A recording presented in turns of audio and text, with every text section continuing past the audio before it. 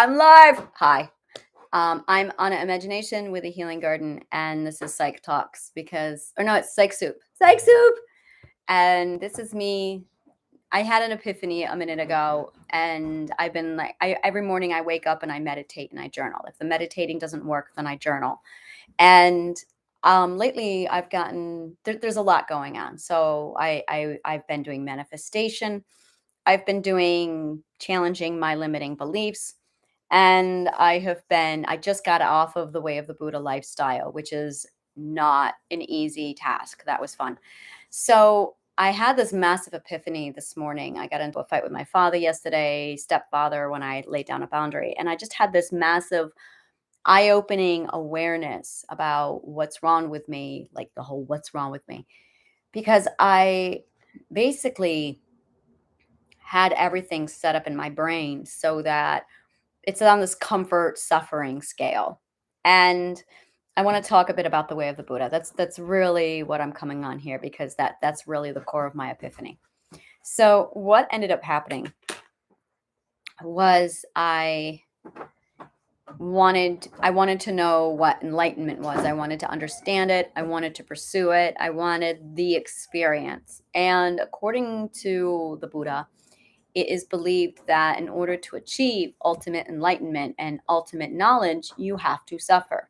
So, the Way of the Buddha is when you literally give up all comfort and you embrace a lifestyle with no comfort. And I was thinking spiritually. I wasn't thinking psychologically when I did this. I just wanted this information of what is enlightenment? What did the Buddha see? That's really what my goal is. What did the Buddha see? What really bothered me was what would inspire a man to say to his wife and kids, see ya, I'm going to go meditate under that tree and not be a responsible father. So I wanted to understand the why. So I embraced the Way of the Buddha. I did it for about a year, and wow, holy shit. Now, ironically, this all happened with my manifestation over here. So it was the Way of the Buddha and I was manifesting. So the alignment was this gorgeous immersion. Like it's basically doing the Way of the Buddha while you're trying to manifest is like putting the manifestation on steroids. There's just no other way for it. So basically, the way the energy works is there's this frequency and you're in the frequency and you are flowing with the energy. Actually, we live our lives going upstream, fighting the current. Our society is designed so that the society, the patriarchy, steps in and says things like, I'm going to control the stream. And so we're all going to do X. And society then directs all of us to start walking upstream. This is your 9 to 5. This is chasing money. This is your poverty mindset. This is this is doing everything the lemming way. Oh, I love that. I need to like trademark that. Doing everything the lemming way. Just a minute, I gotta write that down. The lemming way. And just a moment, lemming way. No, I do a thing. My son's here. Usually it's my daughter commenting off the side. Now it's my son. Um, yeah, I do a thing where I bookmark whenever I say something really awesome and I'm like, ooh, and then when I'm done, I copy paste it. So that's society saying do everything the lemming way. And the lemming way is actually like salmon. You're fighting the current of the energy flow because society wants us to reverse and they want to control the flow and the direction of the energy. And that's the rat race, by the way. And I remember being 8, 10, 12, and watching my biological father. He was miserable to the point where I felt responsible for his misery. And it was a thing where every time it was time to pay bills, you knew it was going to be a bad day. That's when the abuse was highest.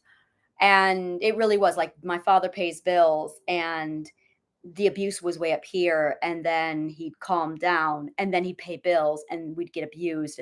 So I had this severe link of having money or hearing about money or anything associated with money with my father hating on me. And I felt solely responsible for all of his money woes. So by the time I was 20, 15 to 20, and he started screaming at me to get a job, I wasn't hearing get a job. I was hearing get your ass in the rat race now. And I'm like, fuck that shit. I'm not going to that hellhole. I see how miserable it's made you. I'm not doing it. So it developed this massive resistance, not to the energy, but actually to the patriarchy. This is really where a lot of my core resistance to the patriarchy started, was hearing about the rat race and seeing what kind of a hellish existence it is. And that's when I went off on this massive branch, completely separate from my family and everybody in my life. And it literally it got me ostracized. I became more than the black sheep, which is fine. I'm absolutely loving the road that I took. So here I am now. I'm at this point where I was going through a lot. I was The last 3 years has been absolute emotional turmoil. It's been loss after loss. And it was basically this moment in 2020 where I said, all right, I'm done with the flow. I'm going to start finding the energy and I'm going to step into the energy. And I did. I found the energy. It hit me hard and I stepped right into it and I just followed it. And I had abundance for about 6 months. It was a really wonderful life. This is where I was backpacking through Manhattan. And I was happiest during this time period. I didn't have a care in the world.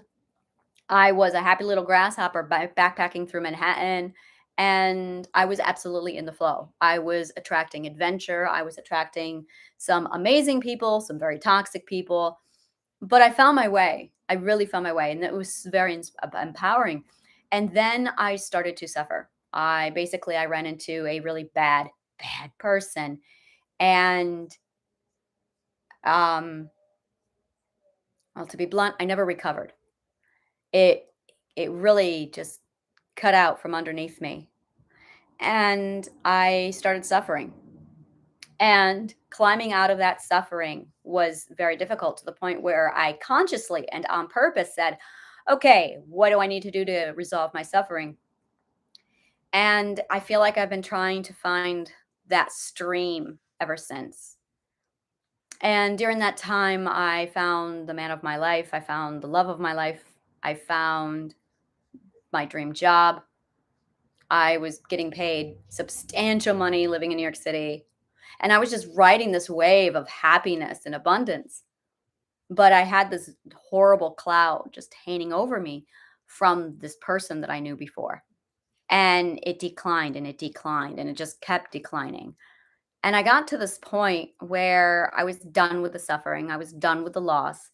And I realized that basically I had a lot of toxicity around me that I just needed to wash off of me. I was letting people into my life. I was letting the wrong people into my life. I was letting rapists into my life. It was horrible, which is why what happened last month happened. So it was, I got to this point, it was a few months ago, it was a year ago now, where I went, okay, I'm going to get serious about this. And I decided it was time for me to step into the way of the Buddha. And the belief is that through suffering, you achieve enlightenment. And it was definitely something I wanted, was enlightenment. So I embraced the way of the Buddha and I basically encompassed suffering. I minimalized my possessions, I downsized everything, and I didn't understand what I was doing at the time. And in hindsight, I'm going, basically, you have this comfort. And we talk about our comfort zone. And then you talk about pain. And with the way of the Buddha is you basically completely remove the comfort zone. I mean, you remove the comfort zone and you put yourself completely in discomfort and pain. So you live over here and you completely cut out the comfort zone. And it was this morning that I actually realized what I had done, that I had removed the comfort zone. And about a week ago, my partner called me and offered his time to me to soothe me, to help comfort me. And I noticed while I was on the phone with him, normally that would have given me a lot of comfort. But that particular day, I noticed I wasn't getting any comfort from it. I thanked him for his time. I appreciated it, but I gained no comfort. And my son's graduation's today. So I took the bus from New York City to upstate. And I was looking forward to walking into my home. This is my actual home. I don't act, I mean, I live in a tent in New York City, but I have two apartments, and this is where I'm actually stable and everything's set up. And then I have a second place in New York City where I'm trying to build up and, stabilize it there. And I'm fantasizing about, oh, I'm gonna have my table, I'm gonna have my couch, I'm gonna have my bed. And I walked into this apartment and I felt nothing. And I was expecting this wave of comfort to just envelop me, and it never came. It still is not here. And that had me thinking this morning, like, what's going on? Why do I have no comfort? And I realized it's because the way of the Buddha, when you go the path of enlightenment where you embrace ultimate suffering, what you are actually doing is increasing your tolerance for suffering. I'm desensitizing myself. That's what I was doing. Now I'm going to start bringing the psych in. This is what I'm doing. I'm bringing the psychology into it. Yes, I did the way of the Buddha. Yes, I found enlightenment through absolute suffering. And I saw my pain tolerance. We say pain tolerance, but there's suffering tolerance. And my suffering tolerance is now way up here. Like my stepfather tells me that he's dying, basically. And I feel nothing. I'm numb. I'm like, yeah, you're going back to the energy pool. And I feel nothing. I'm that detached because that is what the Buddha teaches us. I think I finally found a flaw in the Buddhist religion. And I used to idolize this lifestyle and this mentality. And I used to think it was so holy and very honorable. And now I'm looking at it going, okay, on a psychological standpoint, what you've really done is desensitized yourself to pain and suffering until you can't feel it anymore. And I'm going, is that traumatic? Did I rewire my nervous system? Now I'm thinking about that. I don't have PTSD.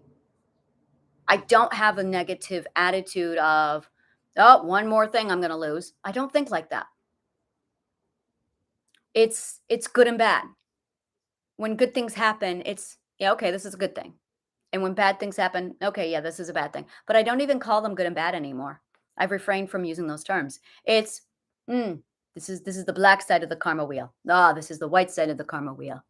Okay, all right, I see what's happening here. And it's just going in and out. And I'm stable in all of it. I'm not affected by it. I'm not being bombarded with it. I'm not going with the flow. That's it. That's what I have achieved. I am like the stable rod so that if it's good, I go, okay, this is an up. This is a high moment. And when bad things happen, okay, yeah, this is a bad moment. And I don't, it doesn't, I am stable, which I guess is the advantage of going through the way of the Buddha. That is the advantage. That is the perk. And I'm trying to figure out if this was healthy. That's really what I'm analyzing here. Now that the way of the Buddha is over, and I'm going, okay, now what have I learned? So this is what I learned. This is it. This is what I learned when I did the way of the Buddha, when I embraced ultimate suffering. There were months where I didn't eat. I've lost 15 pounds. I have not worked in a year. Well, not a 9 to 5. I have not had income in a year. I refuse to be bullied by money. It's completely changed the way I think about the rat race, the patriarchy, and the 9 to 5. I built up the garden and I pour all of my efforts into the garden because this makes me happy. This is what I want. This is what I love to do, is the healing garden. And yeah, there's a research side to the healing garden. I think that's probably what I should have led with is, by the way, did you know we have a research department? It's me. I'm the research department. And that's actually, I've been doing this since I was 15 years old. I'm 43. I have been doing this all of my life, where I will deliberately put myself through trials and tests and then examine them and then write out the outcome and then analyze what I know about philosophy, sociology, psychology. And then I will look at this big picture and then I will analyze it. And yeah, I am test subject number 1. Oh, this is me. So like last year, I found out that my roommate was a narcissist and I was given the opportunity to move out. I could have. And instead, I went, no, wait a minute. Let's talk about this. You're living with a narcissist, a grandiose narcissist, very abusive. I know how to handle a narcissist. I have all the tools. So I can endure this quite easily. No, I could. I learned how to endure it quite easily. This is the way of the suffering. This is the hey, guaranteed suffering right here, and I'm in the way of the Buddha. And this was the best part. When I realized he was a narcissist, and I had already accepted the way of the Buddha, I realized, oh wow, this is really going to crank up my suffering fast. And I was excited because I was going to suffer. And it really brought this perspective in. I was able to sit there and watch his narcissistic episodes come and go. And I was able to watch him get triggered. I was able to watch what triggered him. And he went through periods, like waves of I'm going to make these people over here, my daughter and I, miserable. And he would test us. He took away the heat. I went out and bought a heater. He took away the stove. He took away the stove. I went out and bought a hot plate for the bedroom. He took away peace and silence. He took away the toilet seat once. I went out and bought a toilet seat. Yeah, he took away our toilet seat. And Sorry, Adam stole my hub. I had like a thing that could connect to here, so that way you Ethernet on my laptop, but he stole it. so it was really like there was no keys to the apartment at one point. My daughter and my daughter got very good at picking locks. My daughter surprised me. She YouTubed that shit and she became our lock picker so we could get inside. I know what it is. And everyone is sitting here freaking out, Lizzie. Everyone is freaking out, going, "Oh my God, why didn't you move? Why didn't you?" And that is the reality of the New York City government. And I don't know if it's this way outside of New York City, but the government in New York City is a fucking joke. It doesn't exist. It's not there to help you. Their solution, first of all, it was 4 different departments all going, not it. And it was constantly being bounced around. Everyone was passing the buck. And ultimately, the final conclusion was, well, you can take him to court and sue him for money. And I went, we have no heat in the middle of winter. And you want me to drag out a 2-year court case? And they're like, yeah, that's your only solution. And I went, what about justice? What about heat for my daughter and I? Yeah, we can't help you. There's nothing we can do. So he put up cameras in the apartment. So this was the reality of bullshit in New York City. Like once you're there and you went, oh, there is no justice system. There is no justice system. There is only your option is a lawsuit, monetary compensation for your suffering, and that's it. And that's only if you get a good enough lawyer. So the concept that justice is real is bullshit. It doesn't exist. So that was the first thing I realized. And then there's, okay, what about food stamps? What about, there are so much red tape and so many obstacles that if you have any kind of a mental illness, if you have any kind of confusion, if you have any kind of a challenge, depression, grief, you're not going to get through the red tape. They have literally like stonewalled you 8 different ways sideways in New York City. So you cannot get benefits. So, and this is just the reality of New York City. These are the things I had to learn when I got there is there's no government benefits, nothing that they make accessible to you. They make sure you have to jump through hoops. They do not make living in New York City easy. And they do this on purpose because they don't want people moving into New York City. They purposely make it hard because it's how they control the population. So I have all of this happening while I'm trying to build the garden, while I'm doing the research side of things. And now my tolerance for suffering is way up here. Now, I say high tolerance for suffering, but it's really desensitization, which I'm over here talking to people going, desensitization is really bad because this is what it does with ABC. Desensitization is what leads us to trauma because you could be abused and you won't feel it. You'll just endure it because you're not aware that you're being abused. So, and I'm saying it, and as I'm saying it, these are the solutions. As you go through abuse, you want to increase your sensitization to it. That way you can feel the impact that's having on you. That way you'll do something about it. And I realized this morning that that's my problem. as I am so high tolerance to suffering that comfort doesn't even touch me. And that's where you come in. That's where I have a lot of people saying, I can't, self care is not working.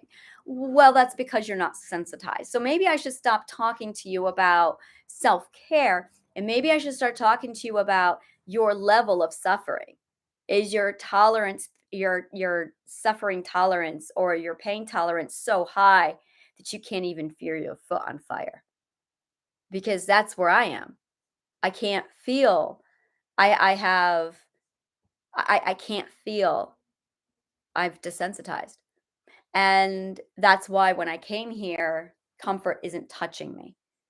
And now comes the ethics of where's that nice balance? Where's that balance between wanting to bring enough comfort in, wanting to feel comfortable? Yeah. Do I want that back? And yeah, I do. I definitely do.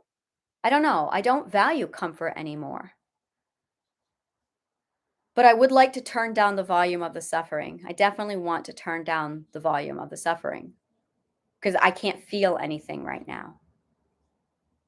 I'm trying to figure out, have I dissociated? Am I dissociated to the point where I don't care anymore? I don't know. I might be. I have to explore this. So I'm now looking at things like the Buddha religion, and I have idolized the Buddhist religion since I was 10 years old.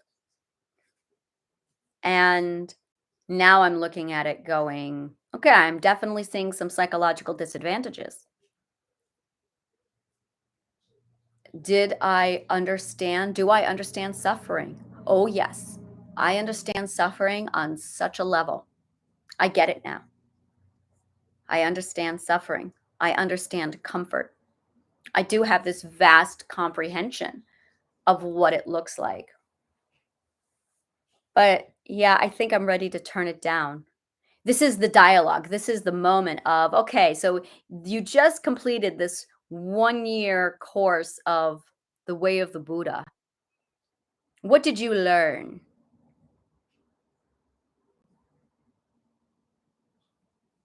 I think a lot about Jay Shetty. He's he was a monk. He went to monk school and he lived in a monastery. And he left the monastery and now he's a best-selling author and he's all over the place. And he got me through a lot of really tough places before I took on the way of the Buddha. And I'm like him. It's not something I want to pursue for the rest of my life. It's definitely something where, okay, I've done that. I gained great insight. I understand the world on a depth I never would have expected. I gained a lot of information from this research. It was not fun. It was not fun. And there was a point where when I wish I could keep ABC and I wish I could get back XYZ. It's like I want to do an article, everything I learned while practicing the way of the Buddha. The hardest part is while I was doing the way of the Buddha, I had I didn't tell people. I didn't walk around like if you followed me with a garden, you knew I was doing the way of the Buddha. But if you weren't plugged into my work, you didn't know what I was doing. So I had friends and family. No one knew what I was doing with it. No one. I told no one. It's a spiritual process. It's a very personal experience. So I didn't walk around telling people, oh, yeah, I'm currently doing a spiritual thing. You don't do that. It's my business. So I didn't tell anybody what I was doing. I just made the decision and I did it because no one understands. Spirituality is something that people just don't understand. I learned to not value materialistic possessions. I learned to not value everything kind of the importance of things really dropped. really dropped. And now I'm in this place where I'm ready for the way of the Buddha to be over. Like, I want to close this chapter. Well, that happened. Like, that's where I'm at. I'm definitely at that stage where I want to close the books, set it aside, and say, so that happened. And I did all of this while I was manifesting a mantra. I release what does not serve me. Oh, I loved it. I release what no longer serves me. So while I was doing this, I was also doing this mantra. If it doesn't serve me, get it off of me. So I lost friends. I'm going to change the way I say this. By losing friends, I gained a healthy environment. By losing my family, I gained real people who support me. By losing my comfort, I gained an appreciation. No, that's what it is. That is what I gained from the way of the Buddha. We're going to talk about appreciation. We are going to talk about it on a level. My roommate, I told you he took away the toilet seat. So I went out and bought another one. And for like 3 months, I had to carry my toilet seat to the bathroom so I could actually have a toilet seat to sit on. For a year, I wasn't allowed to keep my toilet paper in the bathroom. So, and I'm 43 and I've hit that point with incontinence. Google it. That's about as personal as I'm getting. And now, like this week, he moved out, and the first thing I did was put my toilet paper in the bathroom. I cleaned. Oh, I cleaned. I mopped the floor twice, and it was black both times. I'll be mopping it again when I get home. And I scrubbed the toilet. I screwed down my actual toilet seat, so now I have my toilet seat. And I was able to just sit back from all of this, take it in, and be like, it's a level. I'm going to say it this way. Before, my tolerance of suffering was here, and my appreciation for comfort was here. Now I'm up here.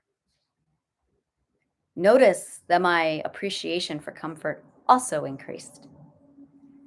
So when I sat down on that toilet seat, yeah, I cried a little because comfort was so rare in my life.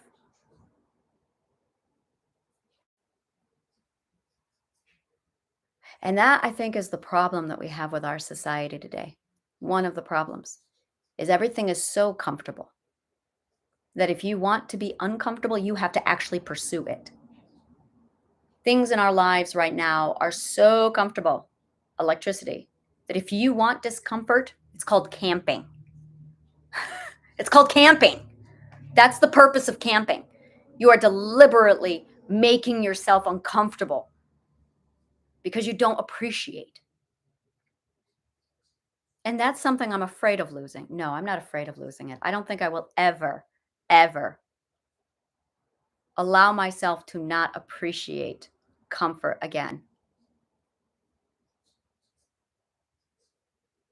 I don't think I will ever allow myself to get that comfortable again. So, what I learned was even comfort has a spectrum. And you have luxury and you have comfort.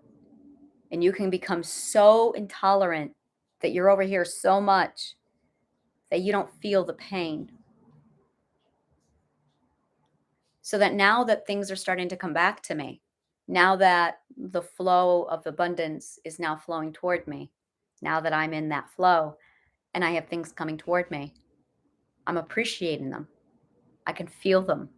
And it's like magnitude.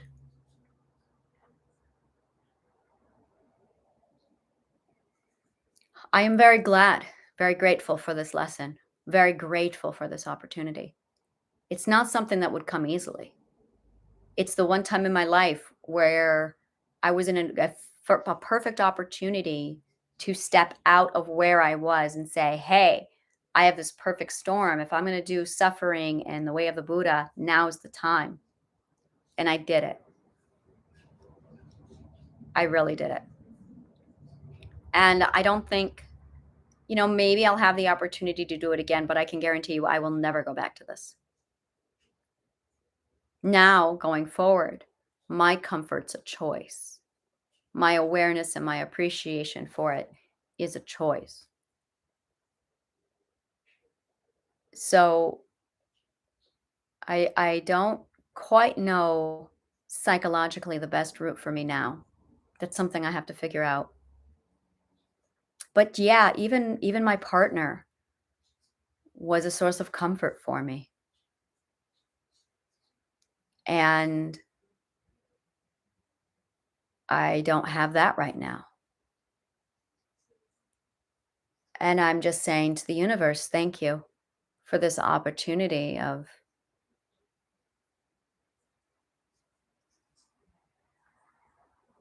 a partner should never be used for a source of comfort. That puts a massive amount of burden on a person and it drains them. He never should have been used as a source of comfort for me. And for the first 2 years of our relationship, that is all he was used for. And I can see now how it has taken a massive toll on him. So that now he needs a huge break from me because he has poured so much into me.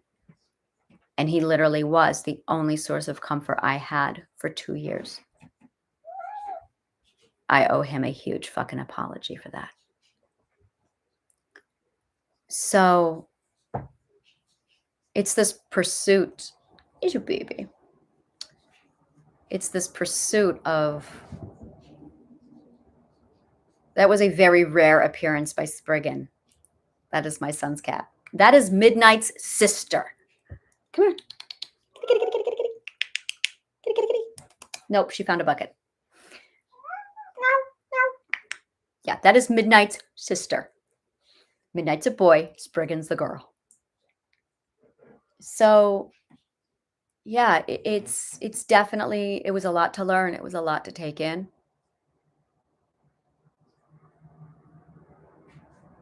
I feel peace inside of me. I'm going to do a couple of these because I think that's what I need this morning is just this reflection. This is me officially signing off the way of the Buddha. And now I'm going, okay, that is not for me. I'm glad for the opportunity. I learned a lot, but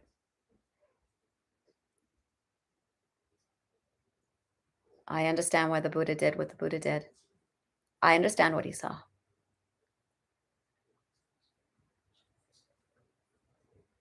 Happiness, they say, is being detached.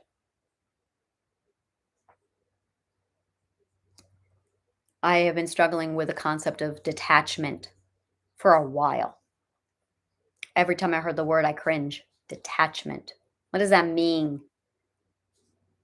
And I don't like it because it's not right. It does not fit my flow of frequency. Like I have this gorgeous logical pool of understanding so that when somebody puts something in it, my logic radar is amazing. My logic radar is trauma bonded from PTSD.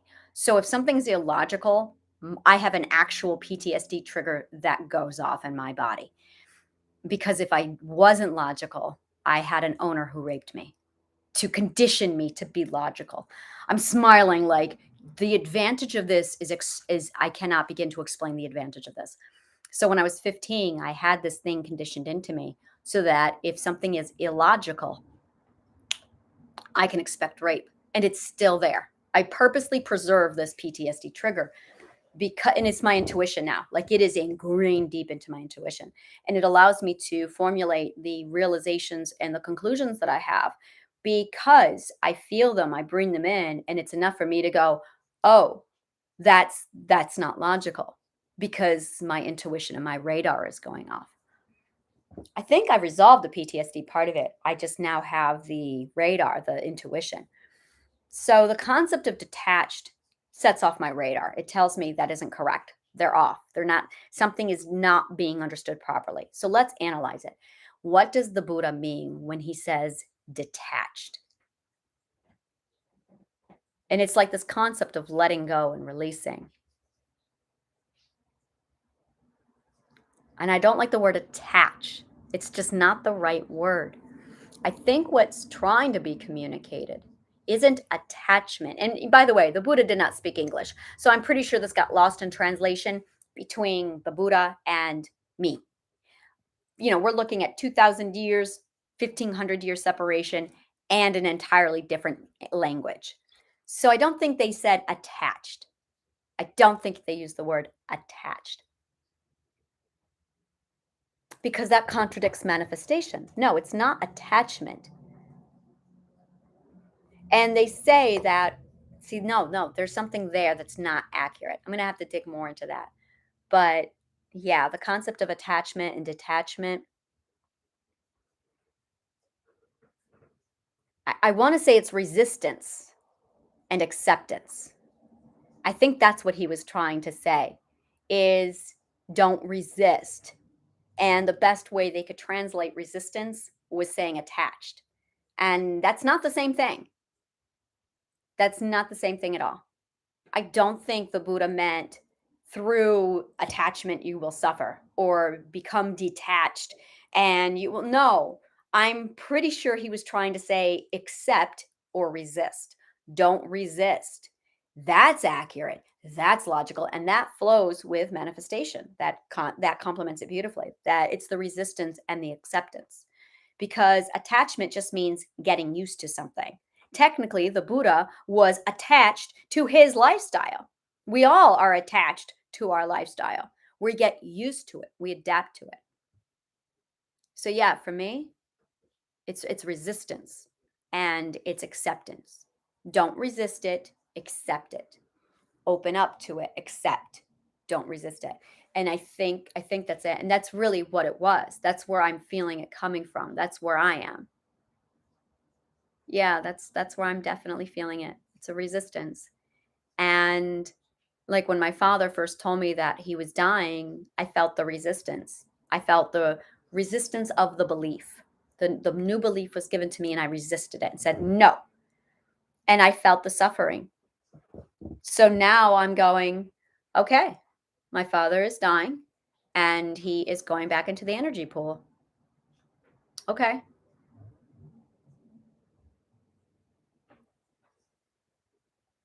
I think that's what it is. I don't know. What I need, I think, is substantial amount of soothing and comfort.